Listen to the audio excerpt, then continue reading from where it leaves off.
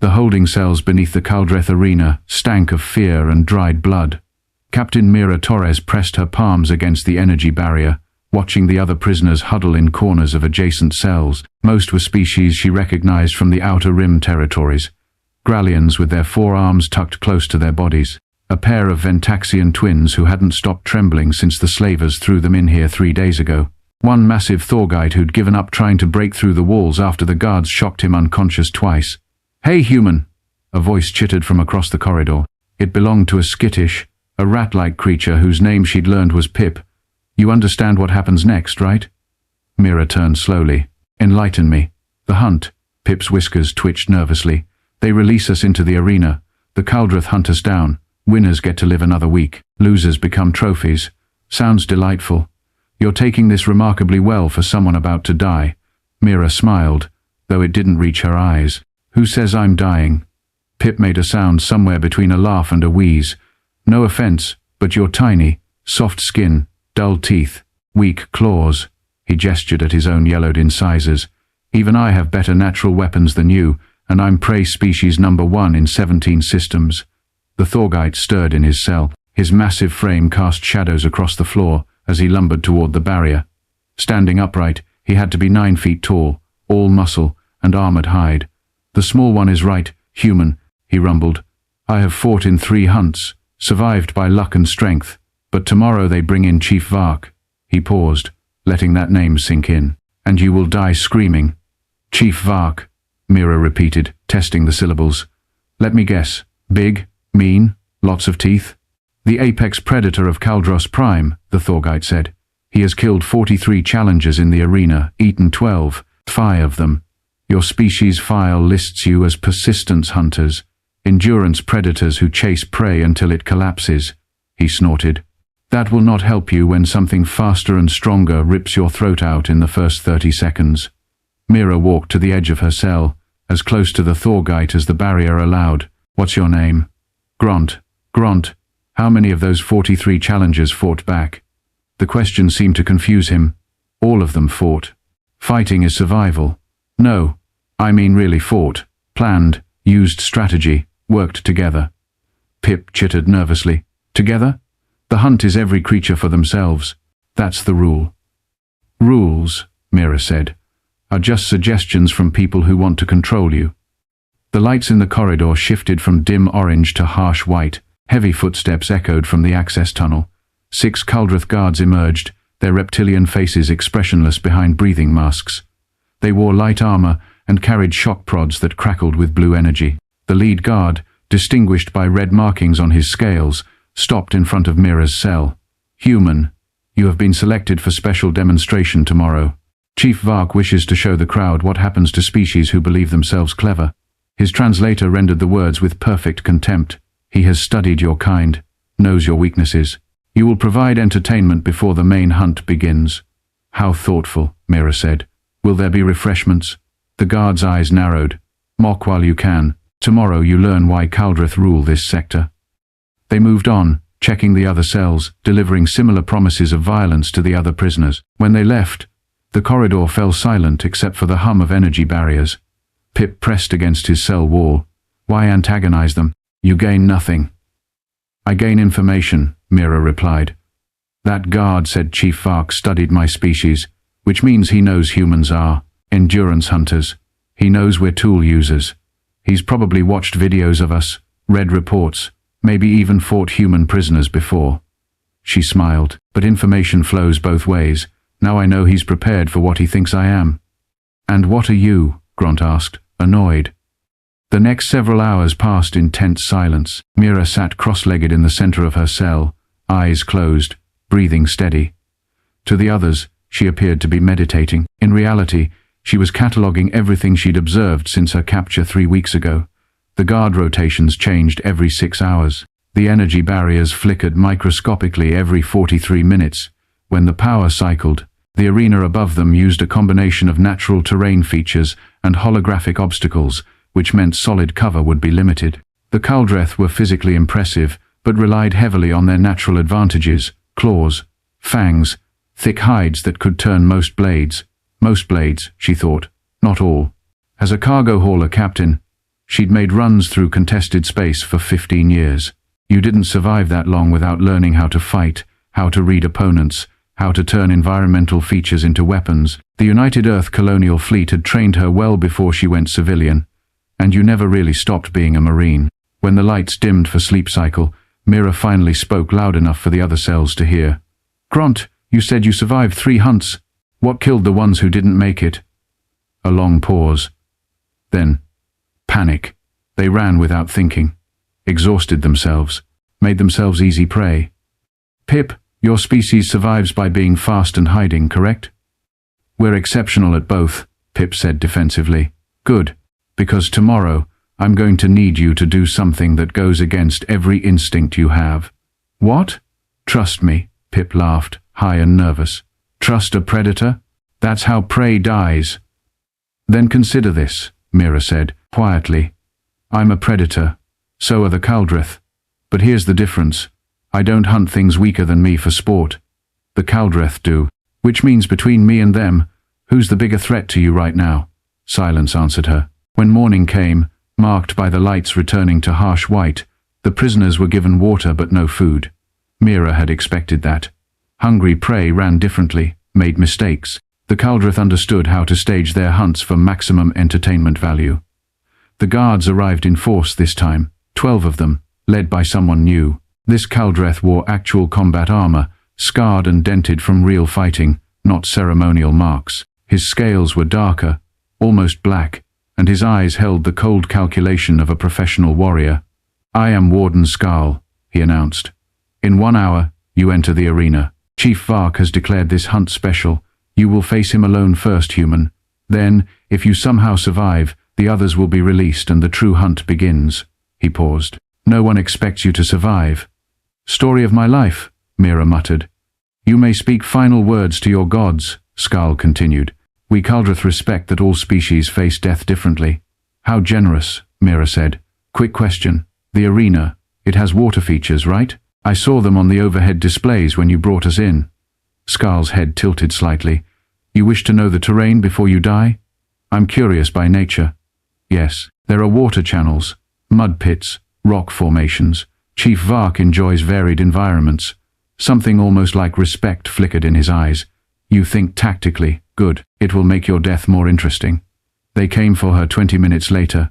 2 guards on each side, shock prods ready, guiding her through corridors carved from volcanic rock. The path sloped upward, and Mira could hear the rumble of a crowd above. Thousands of voices, cheering, chanting. The arena entrance was a massive gate made of local iron, decorated with bones from previous hunts. Through the gaps, Mira saw a sprawling battlefield maybe 200 meters across, exactly as she'd memorized from the brief glimpses she'd caught during transport. Rocky outcroppings on the eastern side, a water channel cutting through the center, maybe waist deep, scattered vegetation that looked more decorative than useful. And in the center, waiting with arms crossed over a barrel chest, stood Chief Vark. He was everything the reputation promised, 8 feet of pure predator. His scales were deep crimson with black patterns that swirled across his shoulders and back. Massive legs built for explosive speed, arms thick with muscle, ending in claws that looked like they could punch through starship hull plating. His jaw was packed with teeth, each one the size of Mira's thumb, but it was his eyes that caught her attention. Bright yellow with vertical slits, smart eyes, patient eyes. This wasn't some dumb brute, this was a thinking killer. The crowd noise reached a crescendo as the gates opened. Mira walked into the arena like she was strolling into a bar, hands loose at her sides, posture relaxed. She made a show of looking around, studying the terrain, ignoring the massive predator 30 meters away. "Human." Vark's voice boomed across the space, enhanced by speakers embedded in the arena walls. He spoke in perfect English, no translator needed. "I have studied your kind, watched your soldiers fight, analyzed your tactics. I know you are persistence hunters, tool users, pack animals who rely on numbers and endurance." Mira stopped walking, turned to face him. "Sounds like you did your homework. And yet you stand here alone. No tools, no pack, no hope." He dropped into a crouch, claws digging into the sand. "Do you know what we Kaldreth call this moment? The last breath, when prey finally understands it has lost." "Cute name," Mira said. "We have something similar. Want to hear it?" Vark's laugh. was like gravel grinding together. "Speak your final words, human." Mira smiled, cold and sharp. "We call it the oh shit moment. It's when a predator realizes it's not actually at the top of the food chain anymore." The crowd went silent. Vark's expression shifted. The confident amusement drained away, replaced by something harder, bold words for prey. "Here's the thing about humans," Mira continued, voice carrying across the arena. "You studied us, saw we're persistence hunters, tool users, and you thought that made you prepared." She started walking forward, directly toward him. "But you missed the most important detail." "And what is that?" Mira stopped 10 meters away, met his eyes. "We didn't climb to the top of our food chain by being the strongest or the fastest. We did it by being the most stubborn, most vindictive, most absolutely insane species on our planet. You know what we did when we found apex predators in our path?" Vark said nothing. "We domesticated them, made them guard our homes, sleep in our beds. We took wolves, pack hunters that terrified our ancestors, and turned them into pets that wear sweaters and do tricks for treats. We found massive cats that could kill us with one swipe, and we taught them to purr when we scratched behind their ears." She took another step forward. "We looked at the most dangerous creatures on Earth and said, 'That's cute, what else you got?'" Her voice dropped, went quiet. "So here's my question, Chief Vark. You ever heard of Earth lions?" "I have studied all of Earth's predators," Vark growled. "Lions are pack hunters, ambush predators. Powerful but ultimately limited by wrong," Mira interrupted. "I'm not talking about the biology. I'm talking about what they represent. See, lions were kings of their territory, absolutely dominant, until humans showed up. And you know what happened then? The arena was silent enough to hear wind whisper across the sand. We put them in cages, made them jump, threw hoops, turned apex predators into circus acts. That's what humans do, Vark. We take things that should be able to kill us, and we make them entertainment. So standing here, in your arena, surrounded by your crowd, facing you." She spread her arms wide. "This feels familiar, except you got the roles backwards." Vark exploded forward. He moved like lightning made flesh, claws extended, jaws wide. 43 kills worth of experience driving every motion.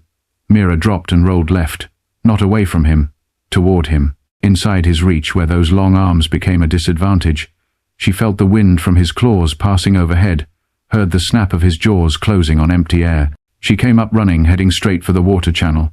Behind her, Vark recovered faster than she'd hoped. His roar shook the arena walls. The crowd erupted, bloodlust satisfied by the chase. Mira hit the water at full sprint, pushing through the resistance, angling toward the deepest section she'd spotted. The channel was maybe 15 meters wide here, cut through volcanic rock, with steep sides and murky water that obscured the bottom. Vark entered the water like a missile, claws churning up spray. "You cannot escape." His bulk powered through the water, closing the distance. "Not trying to escape," Mira called back. She dove under, hands searching the bottom, feeling smooth rock and then there. Rough stone, volcanic glass. She surfaced, gasping, hand wrapped around a piece of obsidian the size of a dinner plate. Vark was 3 meters away. 2. 1. Mira turned to face him, holding the stone like a shield. "You studied human soldiers. Our tactics. Our endurance. But did you study our history? What we were before we had guns and bombs?" "Pray," Vark snarled, lunging. "Wrong again." She moved with a lunge instead of against it, used his momentum, drove the obsidian edge against the soft tissue under his jaw where scales met throat.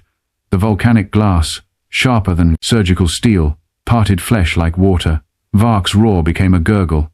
He thrashed, claws raking the water, instinct driving him to fight even as blood turned the channel red. Mira held on, let his thrashing exhaust him, kept pressure on the wound. When Vark finally went still, she released him, let the body drift. Stood in waist-deep water, covered in alien blood, holding a primitive cutting tool. The arena was silent. Mira looked up at the thousands of Kaldreth spectators, found Warden Skarl in his observation box, raised her voice so the arena speakers would catch it. "You want to know what humans were before we conquered our world? We were the things that killed with rocks and sticks. We were the creatures that learned to make apex predators extinct. We were the species that looked at death and said, 'Not today.'" She held up the bloody obsidian. "This is what your chief forgot. Technology doesn't make us dangerous. Tools don't make us predators. We were predators when all we had were sharp rocks and bad attitudes. We were predators when we had to chase our food until it died of exhaustion. We were predators when the world was full of things bigger, stronger, and faster than us." Mira started wading toward the arena edge, toward the gate that would lead back to the holding cells. "We didn't survive by being the best.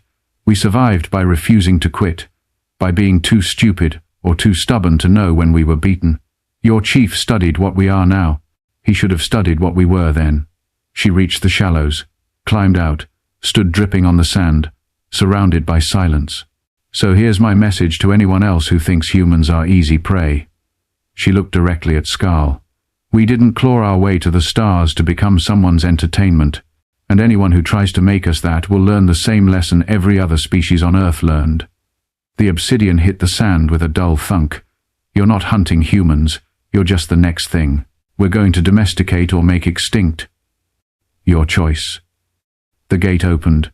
Guards stood there, shock prods ready but not raised. They looked uncertain, looked at Warden Skal for guidance. Skal stood slowly in his box, stared down at Mira, at Chief Vark's body still floating in the blood-stained water. Then he did something Mira didn't expect. He raised his fist, banged it once against his armored chest, a Kaldreth salute of respect. The gesture rippled through the arena, first the guards, then sections of the crowd. Not everyone, not even most, but enough to acknowledge what they'd witnessed. Mira walked through the gate, let the guards fall in around her. They didn't touch her, didn't threaten, just guided her back through the corridors, down to the holding cells where Pip and Grant and the others waited behind energy barriers. When they sealed her back in her cell, Pip was pressed against his barrier, eyes wide. "You killed Chief Vark. You killed the apex predator of Kaldreth Prime with a rock." "Technically, volcanic glass," Mira corrected. She sat down, back against the wall, suddenly exhausted. "But yeah." "What happens now?" one of the Ventaxian twins whispered. Mira closed her eyes. "Now we see if they're smart enough to let us go, or stupid enough to try this again." Grant's rumbling voice filled the corridor. "Human, you said something earlier, about working together. I think I understand now. Yeah? If you can kill Chief Vark with a rock, what could you do with actual weapons? With a plan? With warriors who trust you?" Mira opened one eye, looked at the massive Thorgit, at Pip, at all the others watching her from their cells. "Guess we might find out," she said quietly, "because something tells me we're not getting released just yet." Footsteps echoed from the corridor.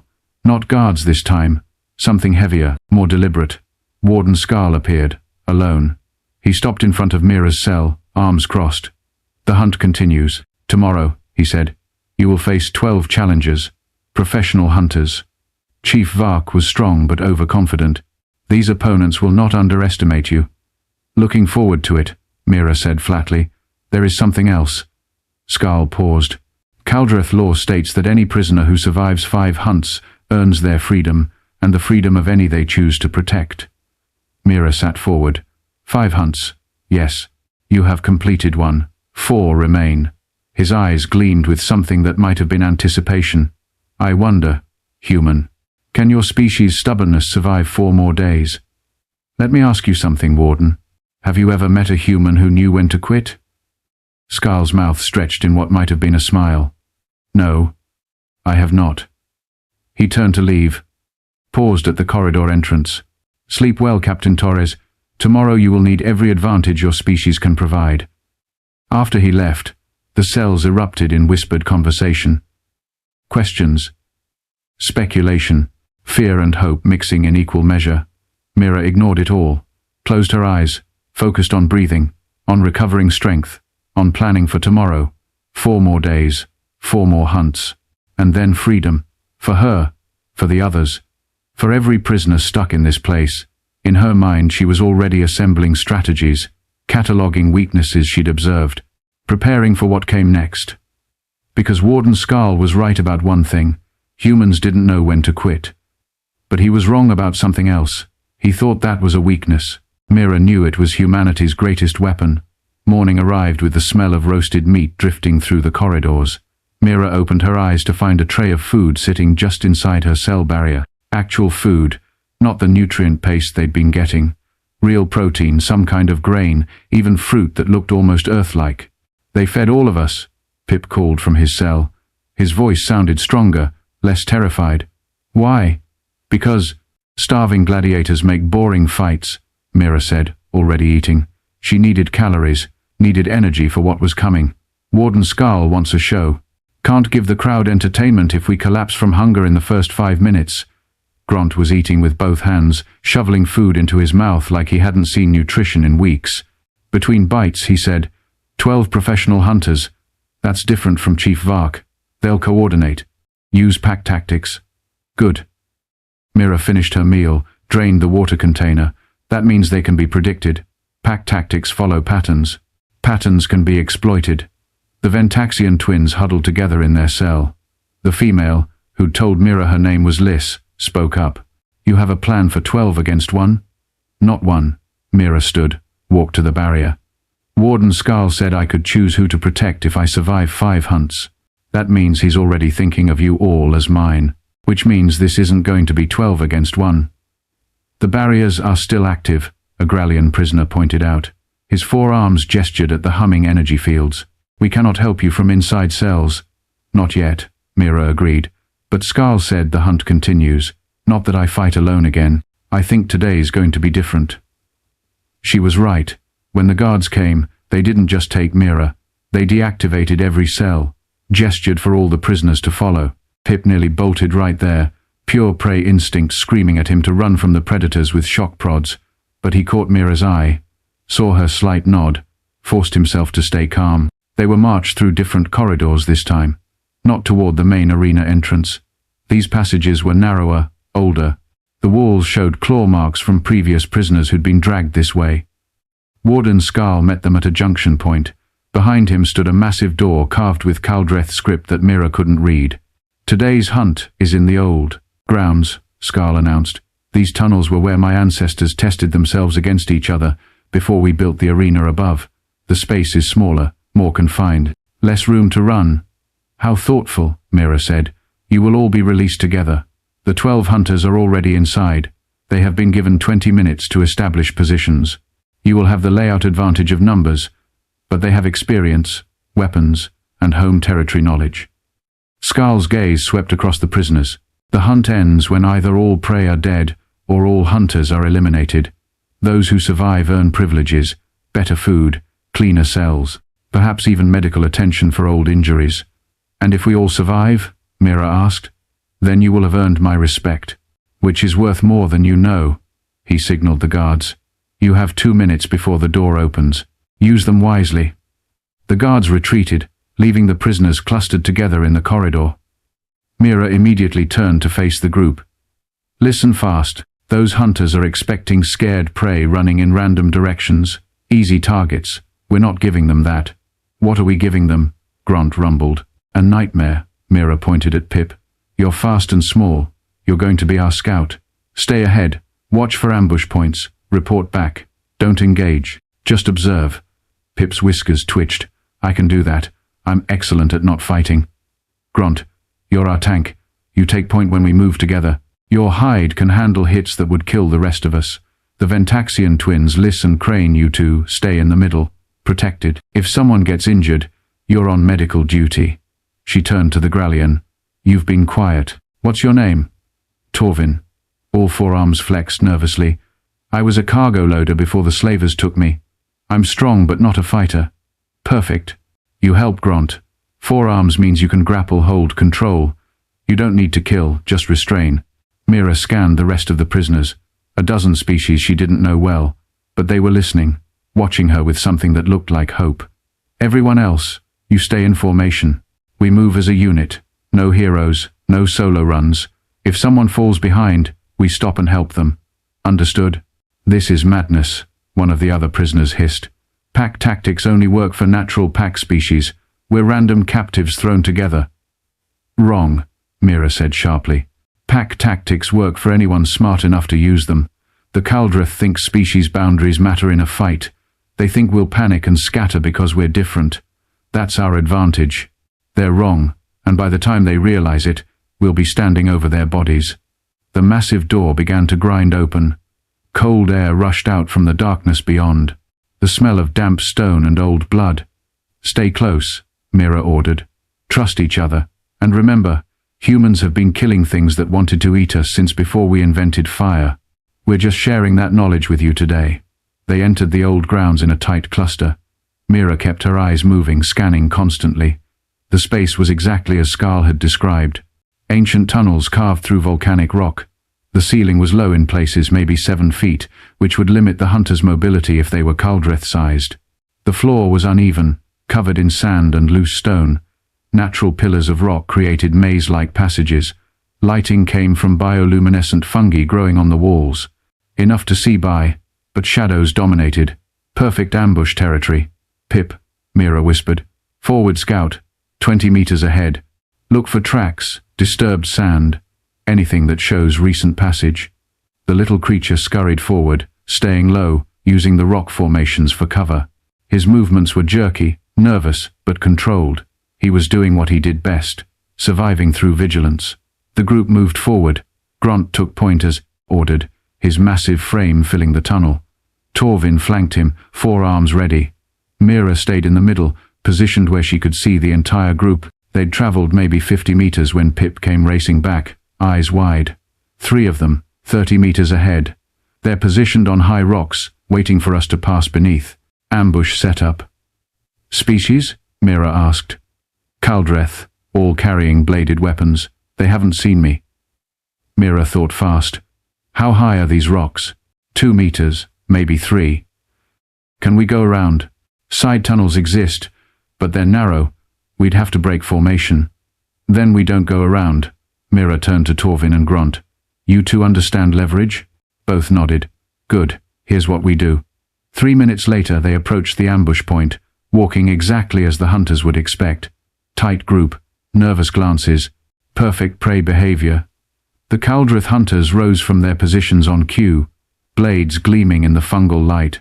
One dropped directly in front of Grant, aiming to block the path and force the prey backward into the other 2 hunters. Except Grant didn't move backward. He moved forward, faster than something his size should move. His massive hands grabbed the hunter's weapon arm and held. Torvin struck from the side. 4 arms wrapped around the hunter's legs, lifting, twisting. The Kaldreth went down hard. His skull cracked against stone with a sound that echoed through the tunnels. The other 2 hunters leaped down, but their ambush was blown. They were committed to the attack, but the prey wasn't scattering. Mira was already moving. She'd grabbed a loose stone during Pip's scouting report. Not obsidian this time, just heavy rock. She threw it not at the hunters, but at the wall above them. The fungi lit up when disturbed, bright enough to ruin night-adapted vision. Both hunters flinched, blinded for critical seconds. The prisoners swarmed them, not with skill, not with grace, but with numbers, and desperation, and the sudden realization that they could fight back. When it was over, 3 Kaldreth hunters lay unconscious, or worse. The prisoners had their weapons, their confidence. 9 left, Mira said, checking the blade she'd claimed.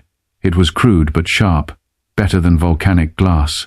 "They'll know we got these 3. They'll adjust tactics. Pip, keep scouting.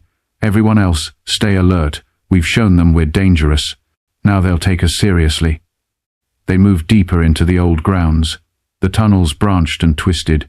Pip scouted each junction, reporting back in whispered chittering that somehow everyone understood despite language differences.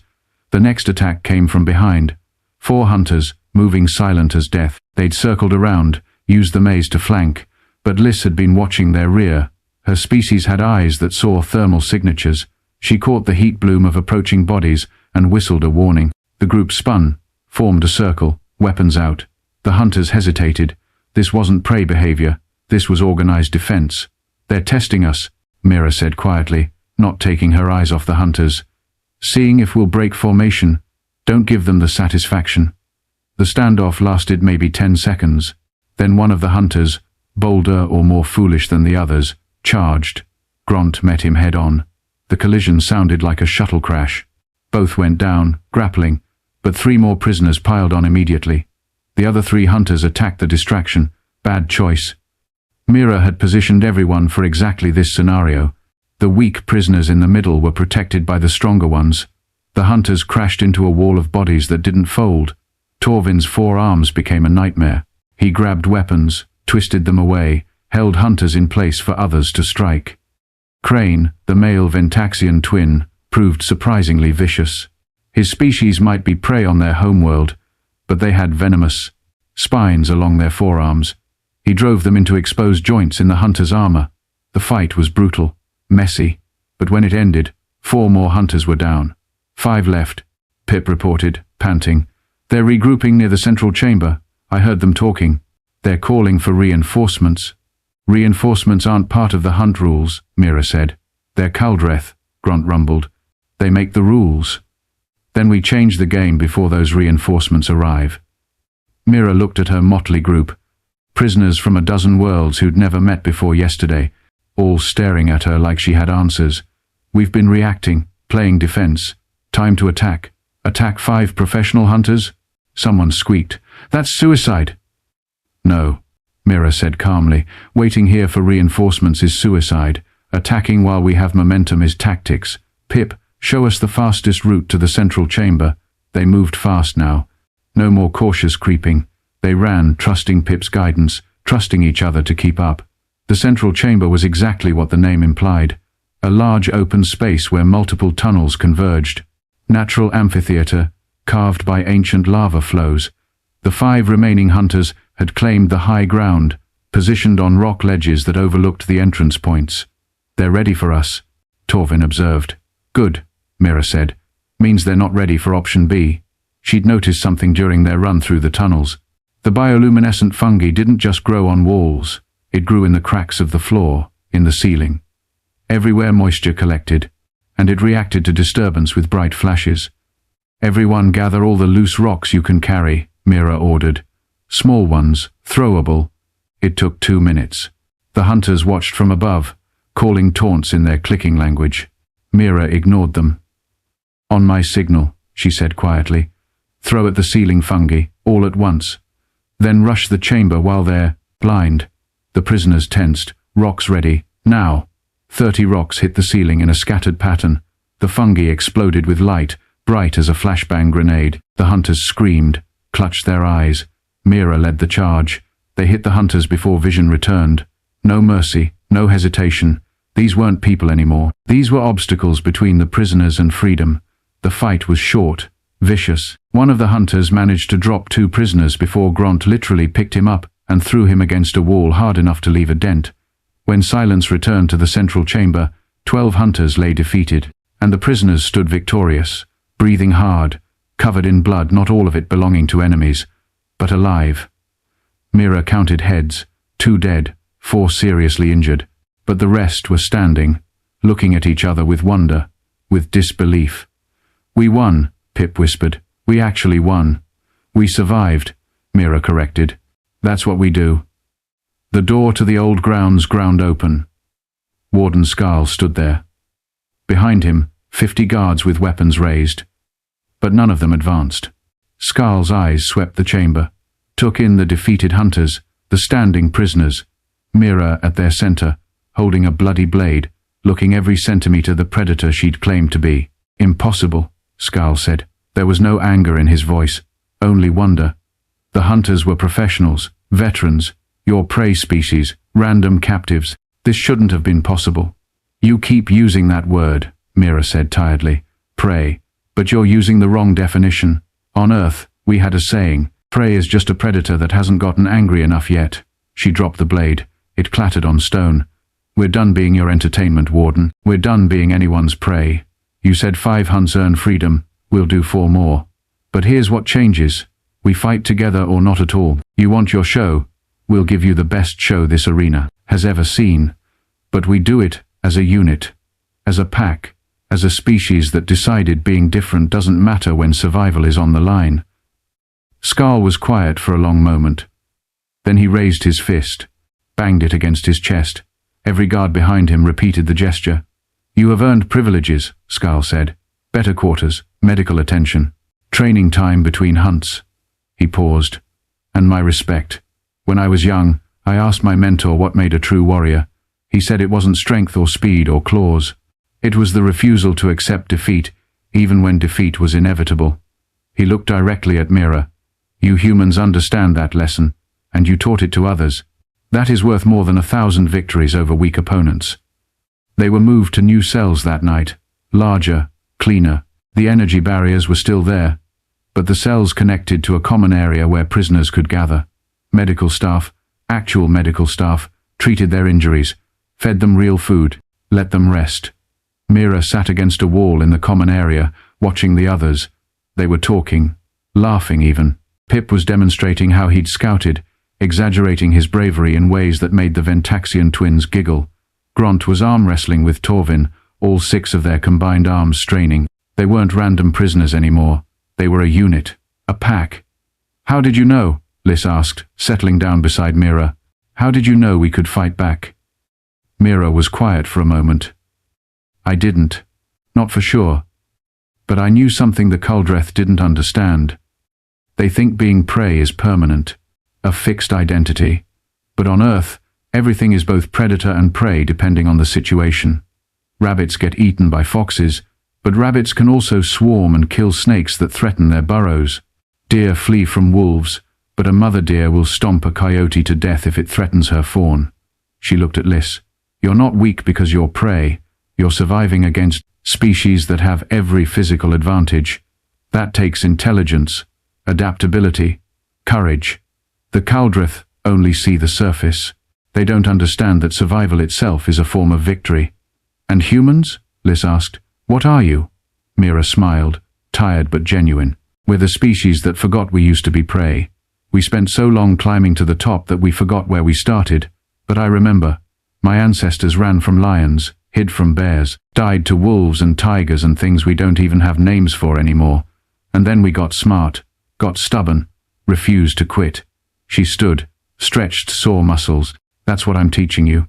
Not how to be predators, how to be survivors. How to take the fear that makes you want to run and channel it into the anger that makes you fight. The Kaldreth think they're apex predators, but they've never faced something they couldn't beat with strength alone. We're going to show them what happens when prey evolves." The next 3 hunts were legendary. Word spread through the Kaldreth systems. Crowds filled the arena to capacity. Betting pools grew to astronomical amounts, all to watch the impossible prey that refused to die. The 3rd hunt pitted them against environmental hazards. Acid pools, collapsing floors, automated weapons. The Kaldreth expected the group to fracture under pressure, to sacrifice weak members to save strong ones. Instead, they used Pip's scouting to map safe paths, used Grant's strength to shield others from falling debris, used Torvin's multiple arms to rescue prisoners who fell into danger. 0 casualties. The 4th hunt brought trained beasts, creatures from death worlds, things that made Earth's extinct megafauna look tame. The Kaldreth expected screaming chaos. They got organized resistance. Mira taught them to make the beasts work against each other, to use the arena terrain as weapons, to turn panic into focused aggression. 2 casualties. Both died saving others. Both got honored by the survivors with ceremonies from their homeworlds. The 5th hunt was supposed to be the finale. Warden Skarl himself would lead a team of elite warriors. No tricks, no gimmicks. Just pure combat skill against the prey that had survived every trial. The arena was silent as they entered. Mira led her pack, 24 prisoners who'd started as strangers and become family. They wore scavenged armor, carried weapons claimed from previous victories, moved with practiced coordination. Across from them, Warden Skarl and 20 of his finest warriors, all in full combat gear. All veterans, all apex predators. "This is your last hunt," Skarl called out. His voice echoed across the arena. "Win, and you all go free. Die, and you become warnings to others who think prey can challenge predators." Mira stepped forward. "Before we start, I want to say something. Not to you, Warden. To them." She pointed at the crowd. Thousands of Kaldreth watching from the stands. "You came here expecting entertainment, expected to watch weak things die for your amusement. And maybe at the start, that's what we were. Weak. Scared. Prey." She raised her voice. "But you watched us survive, watched us fight, watched us become something you didn't expect. And here's what I want you to understand. We're not special. We're not unique. Every species you've ever hunted, every creature you've ever called prey, has this potential, the capacity to fight back, to organize, to refuse to quit." Mira turned back to Skal. You made us dangerous by trying to break us. Every hunt made us stronger. Every challenge made us smarter. You took random captives and forged them into warriors. And now you're going to face what you created. Skal's expression was unreadable. Then he smiled. Good. I was hoping you'd give a speech. It will make this victory sweeter. The signal sounded. The battle was unlike anything the arena had ever seen. Skal's warriors were skilled, experienced, coordinated. They moved in perfect formation, using textbook Kaldreth battle tactics, and the prisoners tore those tactics apart. Because Mira had taught them something the Kaldreth didn't understand, that rules were made to be broken, that fair fights were for fools, that survival meant using every advantage, every trick, every moment of hesitation. Pip drew warriors into traps. His small size and speed made him look like an easy target. But every warrior who chased him found themselves isolated, surrounded. Grant fought like a living fortress. He didn't try to match speed or agility. He became an immovable object that broke enemy formations. The Ventaxian twins used their venom strategically, not killing blows, but paralyzing strikes that removed enemies from the fight without wasting energy on finishing them. Torvin grappled and controlled. His forearms meant he could hold two warriors simultaneously while others struck, and Mira moved through it all like a ghost. She'd learned from 5 hunts, learned to read the Kaldreth body language, to predict their moves. She fought with human techniques, using leverage and joint locks and precise strikes to vulnerable areas. But more than that, she coordinated, called out warnings, redirected efforts, turned 24 individuals into a single fighting organism. Warden Skal found himself face to face with her in the center of the chaos. You fight well, human, he said, breathing hard. Better than I expected. But you're still small, still weak, still prey. I was never prey, Mira replied. She moved, testing his defenses. I'm the descendant of persistence hunters who chased prey across continents, of apes that killed leopards with rocks and sticks, of survivors who looked at ice ages and plagues and disasters and said, try harder. She struck, not with strength, but with precision, hit the nerve cluster in his sword arm. The blade fell. You Kaldreth are apex predators because you never faced real competition. But humans? We became apex predators on a planet full of things trying to kill us. We earned our place at the top, and you're about to learn the difference between being born dangerous and being forged dangerous. Skal threw a punch that could have shattered stone. Mira wasn't there when it landed. She moved inside his reach, drove her knee into his solar plexus, used his own weight against him as he folded. Yield, she said quietly. You've lost. Your warriors are down. Your hunt is over. Skal looked around, saw his warriors defeated, disarmed, held by prisoners who'd learned to fight back, saw the arena filled with shocked Kaldreth, who'd never imagined this outcome. He laughed, deep and genuine. I yield, he announced. His voice carried across the silent arena. The prey have become predators. The hunt is ended. He stood slowly, helping Mira to her feet with grudging respect. Then he raised both fists and slammed them against his chest in the highest Kaldreth salute. Freedom! He roared. For all who fought, freedom earned through blood and courage, and the refusal to accept defeat. The crowd erupted, not in disappointment, in celebration, because they'd witnessed something unprecedented. They'd seen evolution happen in real time, seen prey transcend their nature through will alone. Later, as they prepared to leave, Warden Skal approached Mira one final time. Where will you go? He asked. You're free, all of you. Ships will be provided. Passage anywhere you choose. Home, Mira said simply. We're all going home. And what will you tell them about us? About the Kaldreth who captured and hunted you? Mira considered. I'll tell them the truth, that you're apex predators, that you're dangerous, that you should be avoided. She paused. But I'll also tell them that you're fair, that you keep your word, that you respect strength when you see it, and that you gave us the chance to prove ourselves. Skal nodded slowly. Your species will return to these stars, in numbers, with weapons, ready to challenge anyone who threatens them. Yes, Mira agreed. That's what humans do. We don't forget. We don't forgive. But we do adapt. And anyone smart enough to not make us enemies will find we're better as allies. She extended her hand. Human custom. Skal gripped it. Kaldreth custom. Tell your people something from me, Skull said. Tell them that predators respect predators, and that the Kaldreth will remember the human who taught us that being prey is just a state of mind. 3 weeks later, Captain Mira Torres piloted a small transport toward Earth. Behind her, 24 former prisoners settled into their bunks, heading to their respective homeworlds with stories that would become legends. Pip sat in the co-pilot seat, watching the stars. Will they believe us? He asked. When we tell them what happened? Some will, Mira said. Some won't. Doesn't matter. We know what we did. We know what we survived. What will you do now? Mira smiled. Get home. File a report. Probably get yelled at for losing my cargo ship. Then, she thought about it, then I'll make sure everyone knows what happened. That humans are moving into contested space. That we're not easy targets. That anyone who tries to hunt us will learn why Earth's apex predators went extinct. Because humans killed them. No, Mira said softly. Because we became them. She pulled up the navigation charts. Set course for home. For Earth. For the planet that had forged humans into survivors, warriors, predators, and above all else, into the species that absolutely refused to quit.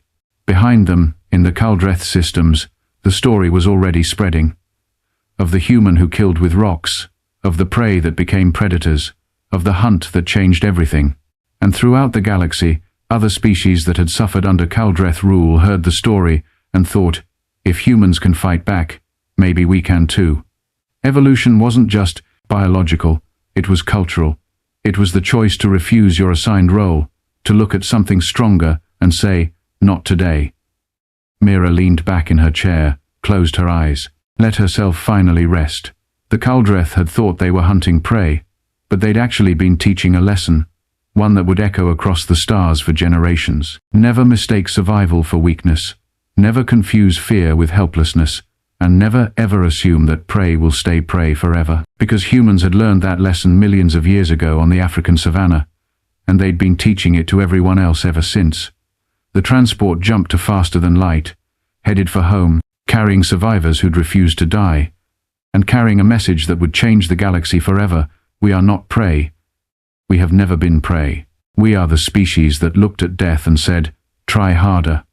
And anyone who forgets that lesson will learn it the same way the Kaldreth did, the hard way.